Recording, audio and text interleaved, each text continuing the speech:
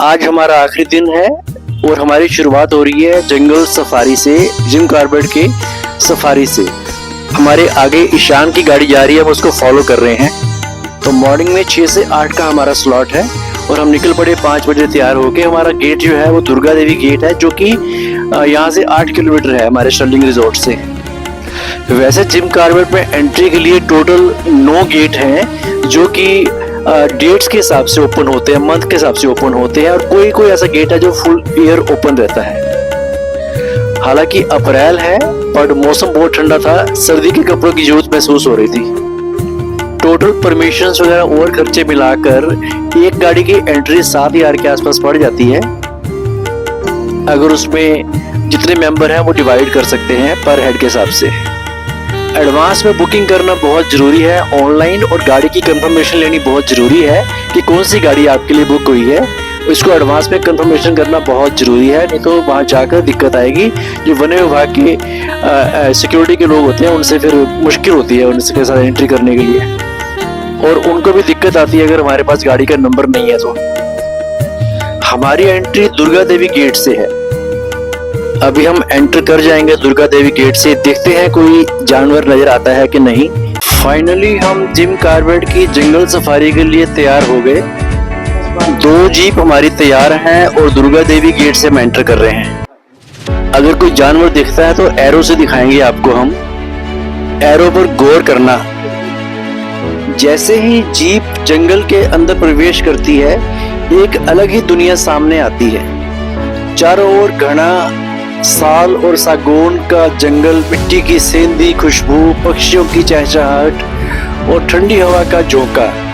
Safari की शुरुआत से ही रोमांच महसूस होता है। जिम कॉर्बेट बागों के लिए प्रसिद्ध है। अगर किस्मत साथ दे तो आप किसी झाड़ी के पीछे, नदी के किनारे या रास्ते पर टहलते बाघ को देख सकते हैं, और वो नज़ारा बहुत रोमांचक हो सकता है।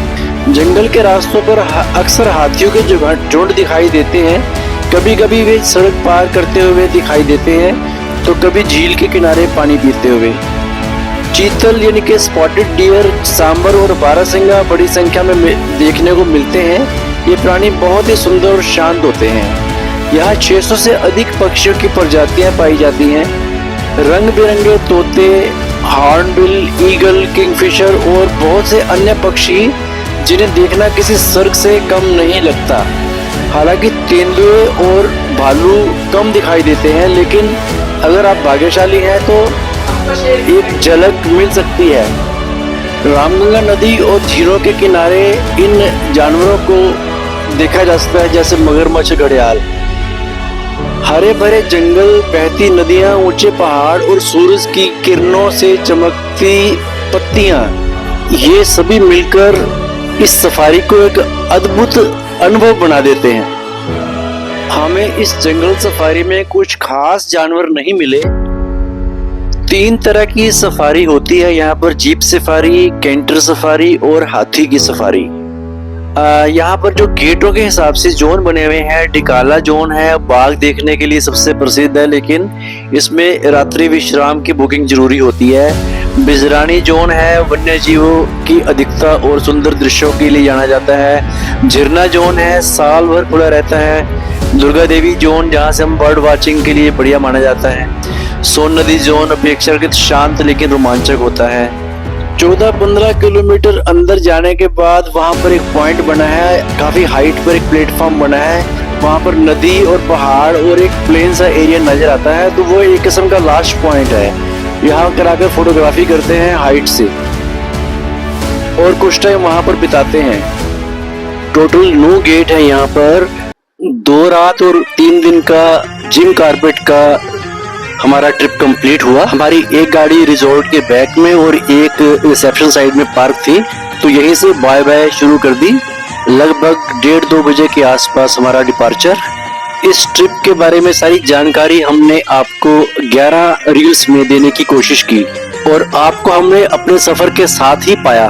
आपके लाइक्स और कमेंट के थ्रू आपका प्यार मिलता रहा, लेकिन इन वादियों को छोड़ने का मन नहीं था, इसलिए रास्ते में मैगी पॉइंट पे एक बार फिर रुक गए और यहाँ पर चाय, कॉफी और मैगी का सेवन किया। जितने उत्साह से ट्रिप की शुरुआत होती है, उतने उत्साह से समाप्ति नहीं होती, उसमें थोड़ी उदासी रहती है, लेकिन ये लाइफ है, खुशियां और उदासियां साथ साथ ही चलेंगी।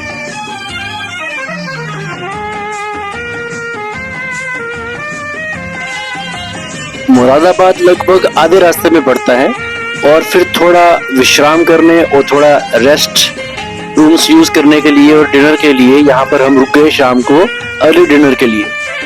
और फिर इन शहनशाह ने कॉपर में चाय पिलाई, लेकिन कुल्हड़ में।